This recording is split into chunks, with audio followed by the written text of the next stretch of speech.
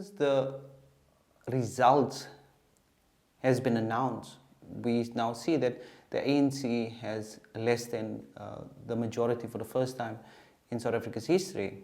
And since then, after you casted your vote, there's been conversations about a government of national unity. And the discussion is mainly around a coalition between the ANC, the DA, and the IFP. And then we see in some of the media reports that the MK was invited to the discussions, the Patriotic Alliance was invited to the discussions, and the EFF. So it's this national government of national unity is this multi-party discussion platform. But what does it mean? What does it mean for normal South Africans like you and me? So I know what it means for me as the individual voter, but what impact does it have, this government of national unity? And today I briefly want to touch on 3 points where the discussion have been. So the first discussion point, and we have seen it lately in the media, is this idea that the government of national unity has to be in the interest of investors.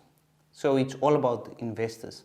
Now the thing is, and this is where we get into politics, what we currently see, if the discussion is around investors, then it's investors versus the people.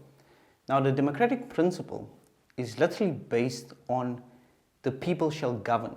But what does it mean the people shall govern? The people shall govern means is that we vote political parties, for political parties, and they will assign X number of MPs, members of parliament, that will represent that particular party in parliament, and that specific MP is then your voice, or those 400 members in parliament is the voices of the people. So the voices of the people is pre-selected before you even go and cast your vote. So the democratic principle that we're currently using is representative democracy, is that we have representatives that is speaking on behalf of us.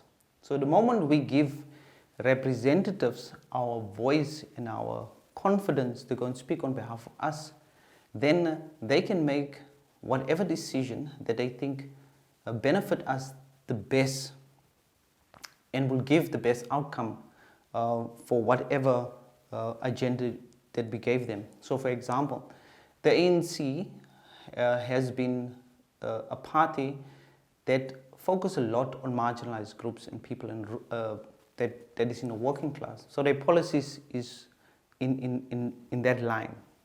What that means is that when the discussions in parliament takes place, then they would forward policies and decisions that is in your best interest. And this is where things really gets interesting, because for the first time the ANC cannot push a pro-marginalized or working class agenda because they're working with other parties, and those other parties have interests. And this is where what it means, the government of national unity.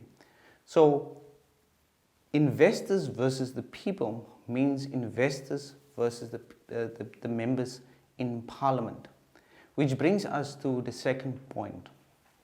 What should the focus be on now that this government of national unity is being formed? As you would have seen recently in the media, that most of the focus have been on power sharing. Power sharing means who's getting what. Is the ANC going to get the presidency? Is the DA going to get the speaker?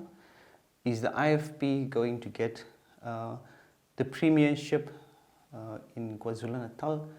What does power sharing means? So if the members of parliament is the voices of the people, then a power sharing deal would mean that different interests is going to get different levels of priority and different levels of attentions. For example, the land issue in South Africa is one of the biggest issues since the dawn of our democracy. And this particular question, like there's been a number of bills and policy directions by the EFF and even the ANC, but these policy and bills haven't succeeded yet. Is land reform going to be a priority under this government of national unity? So what should the focus be? And literally this is what this government of national unity, the big question that we would see that they're struggling while they're in a coalition in governing South Africa for the next 5 years. That is the big question that they're always going to fight on. Because the DA, I consider them largely a middle class party. Their interest would be middle class. The ANC's interest is largely working class and poor, so their interest would be working class and poor.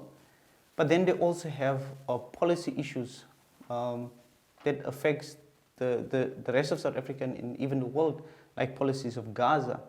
So what you would see here is a back and forth on those particular issues. So for me, the focus should always be the people of South Africa and the people of South Africa's interests, especially those that have been marginalized. So I am pro-poor, I'm pro-black, so my particular politics would favor that. So I would always argue for a pro-black, pro-marginalized, and pro-poor stance. So the focus would differ in Parliament whose interest is being addressed. Which brings me to the last talking point that I would like to do in this particular podcast is, when we went to the elections, what were the people trying to say? And I have been thinking about it for some time, and the most problematic thing that happened with this particular elections was the 58% vote to turnout. So 58% of the voters have decided that they want change in South Africa. They don't want the ANC to be in power. Now I'm stressing the 58% because there is a 42% that did not participate in this election.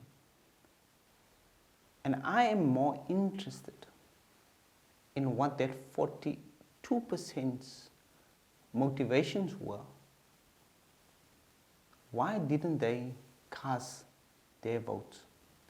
Because it's important to understand why they didn't cast their vote.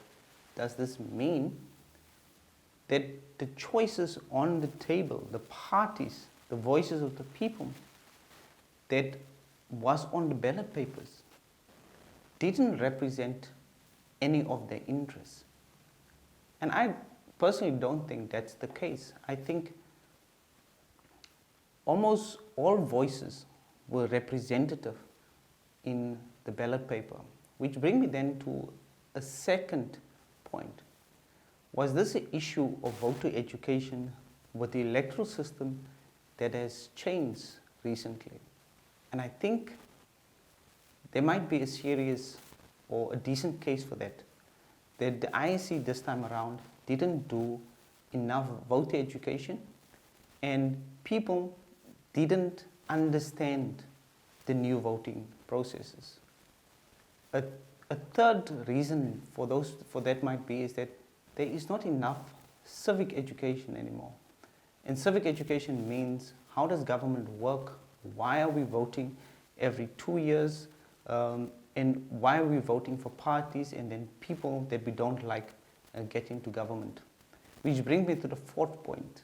Sometimes when you vote constantly and the people that you do not, that you expect to win doesn't get into government, it makes you a little bit demotivated to go and vote again.